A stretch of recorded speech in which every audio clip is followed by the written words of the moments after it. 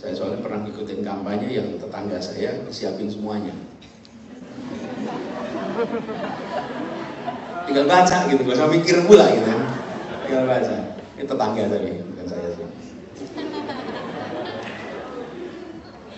Enggak, soalnya gini, kan kalau di atas panggung itu seringkali ada TV ya. Ada TV. Di TV itu kan memberitahu 5 menit lagi, 10 menit lagi gitu kan. Pernah pas keluar, bahwa jawabannya ditulis. Rupanya ada yang membutuhkan jawaban di atas panggung itu. Ya, teman-teman sekalian, kalau boleh kita, saya setuju dengan sampaikan Dian tadi, bahwa kita harus satu sisi idealis. Tadi saya tambahkan satu sisi idealis. Artinya apa sih kalau kita idealis itu? Kita memiliki sense of purpose. Kita memiliki sebuah idealisme. Ini loh misinya, ini loh arahnya, ini loh pegangannya.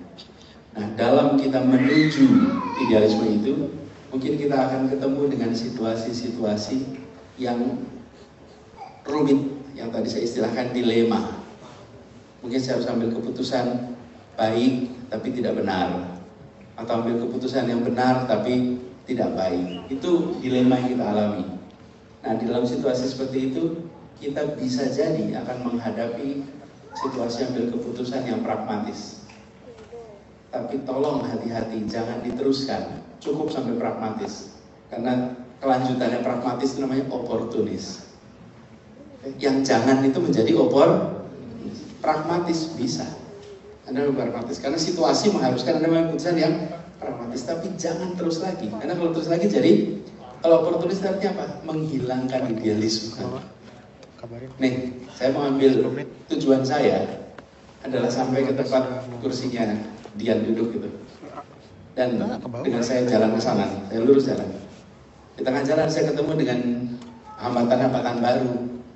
Di situ saya harus merubah rute yang saya kerjakan.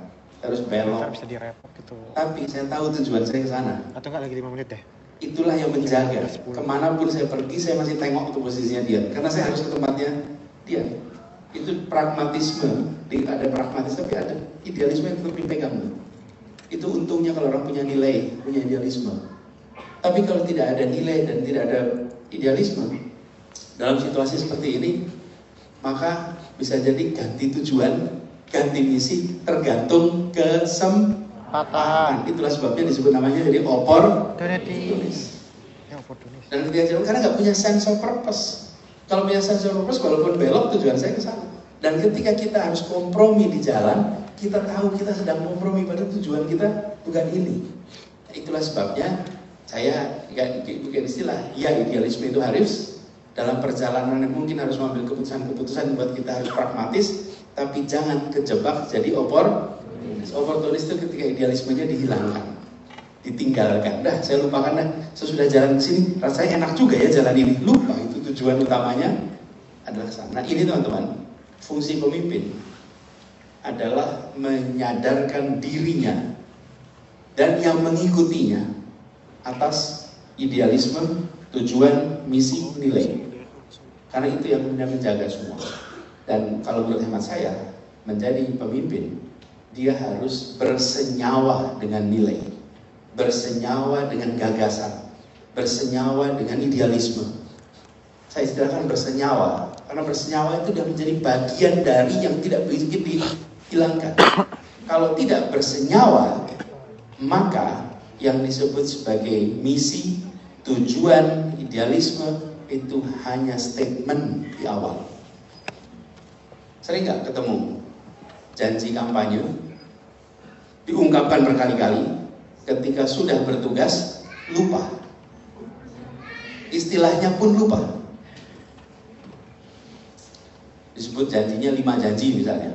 Dalam perjalanan udah nggak pernah disebut-sebut lagi. Kalau nggak pernah disebut-sebut lagi artinya apa? Artinya janji itu adalah lip service. Dia tidak bersenyawa dengan janji itu. Padahal janji itu adalah, kalau bahasa tadi namanya idealisme yang ingin kita raih sama-sama. Nah, jadi teman-teman, atas pertanyaan ini, kita idealis atau realis, saya ingin garis bawahi, ya kita idealis. Sambil kita boleh mengambil keputusan-keputusan yang mungkin pragmatik sesuai situasi untuk mencapai tujuan yang idealis ini.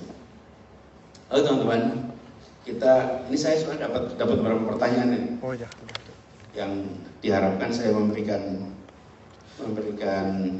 komentar.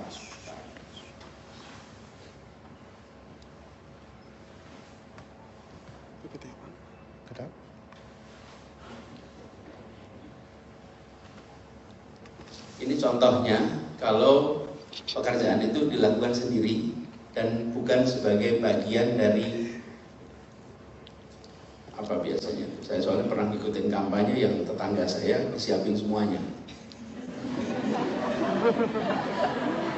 Tinggal baca gitu, gak usah mikir pula gitu. Tinggal baca. Ini tetangga tadi, bukan saya sih.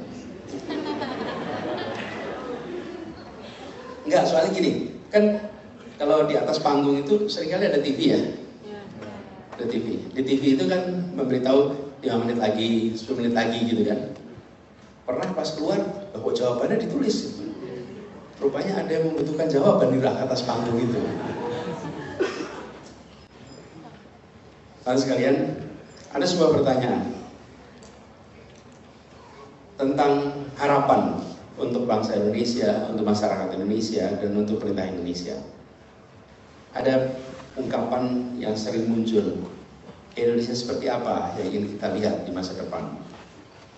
Apakah Indonesia yang besar karena jumlah penduduknya? Atau Indonesia yang kuat karena generasi pemimpin yang lahir dari pengalaman? Nah, teman-teman sekalian, saya ingin jawab pertanyaan, saya boleh sampaikan sebagai pertanyaan penutup barangkali, bahwa Indonesia masa depan adalah Indonesia yang dibentuk oleh orang-orang masa kini. Jadi wajah Indonesia masa depan adalah pilihan kita. Langkah yang kita kerjakan itulah yang menentukan wajah Indonesia masa depan. Jangan kita beranggapan bahwa wajah masa depan Indonesia itu adalah wajah yang ditentukan orang lain. Tentukanlah kita. Apa yang kita kerjakan hari ini itulah yang menentukan masa depan. Apalagi bagi generasi baru. Generasi baru Indonesia yang tadi ketika pertanyaan sederhana siapa yang usia di bawah 37 tahun, dan mayoritas yang ada di sini menyatakan di bawah 37 tahun. Teman-teman pemilik masa depan itu sering diungkapkan, tapi yang perlu ditekankan teman-teman adalah pembentuk wajah masa depan Indonesia. Karena teman-teman adalah pembentuk, maka lakukan sesuatu.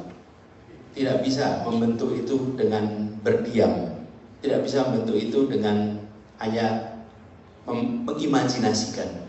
Membentuk itu adalah hasil kerja yang konkret. Dan itu saya usul ke teman-teman semua untuk membuat wajah masa depan Indonesia cerah. Wajah kita harus cerah. Pribadi kita harus pribadi optimis.